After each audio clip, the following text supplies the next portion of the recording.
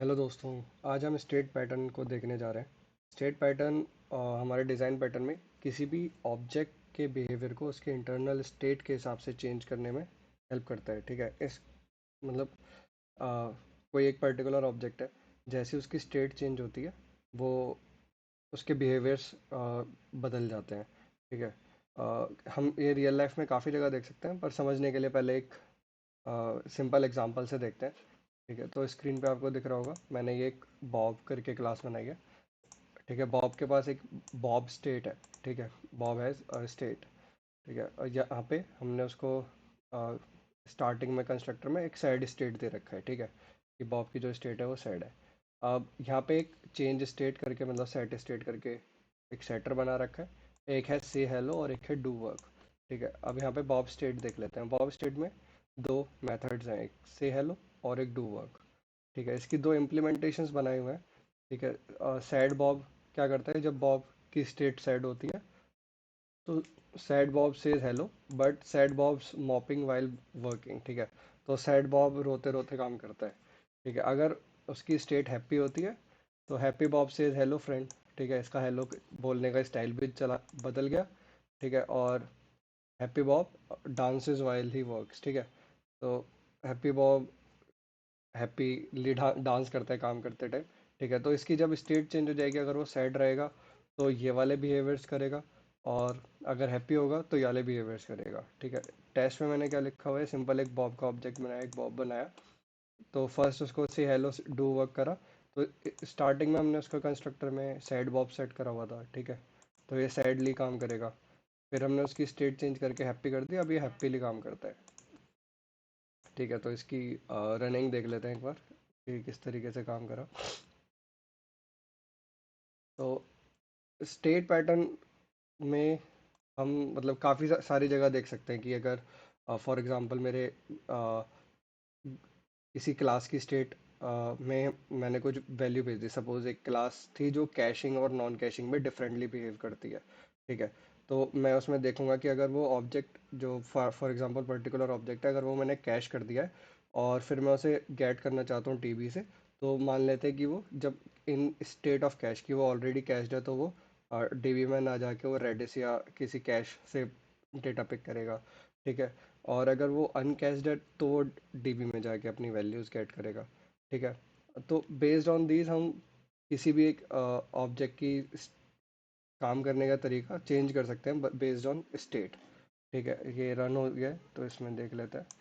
ठीक है, स्टार्टिंग में सैड बॉब्स से hello sad bobs while mopping while working, फिर हमने उसको हैप्पी बॉब कर दिया तो फिर उसने हैप्पी वाले टास्क परफॉर्म करे।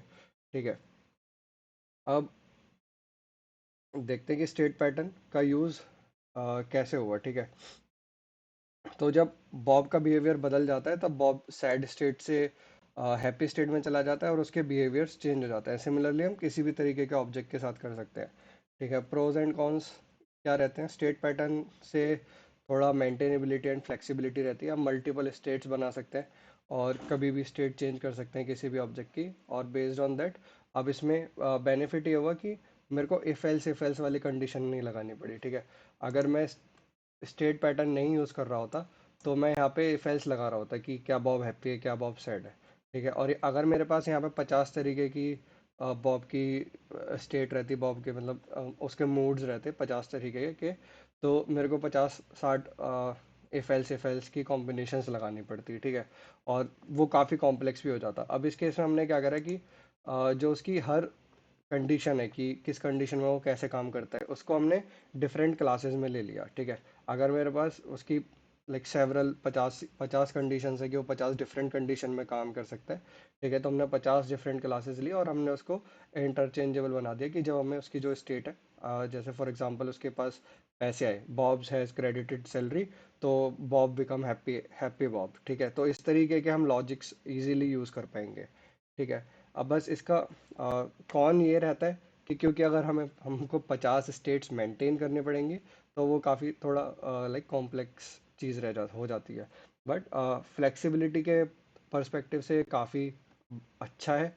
और अगर स्टेट्स का नंबर्स छोटा है तो मेंटेनेबल भी काफ़ी है, क्योंकि हमें बॉब की क्लास को कभी भी चेंज नहीं करना पड़ेगा, क्योंकि बिहेवियर्स सारे के सारे नए क्लासेस में रहेंगे।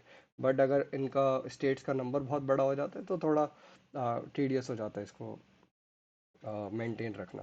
ठीक है। अब स्टेट पैटर्न आपको थोड़ा थोड़ा स्ट्रैटेजी जैसा लगा होगा, क्योंकि स्ट्रैटेजी में भी हम क्या करते थे, एक हैज़ अ रिलेशनशिप बना के उसकी स्ट्रैटेजी चेंज कर देते थे। बट स्ट्रैटेजी में क्या होता है कि हम डिफरेंट ऑब्जेक्ट्स को डिफरेंट काइंड ऑफ स्ट्रैटेजी देते थे। ठीक है। फॉर एग्जांपल सुपरमैन डिफरेंट तरीके से फाइट करेगा, बैटमैन डिफरेंट तरीके से फाइट करेगा।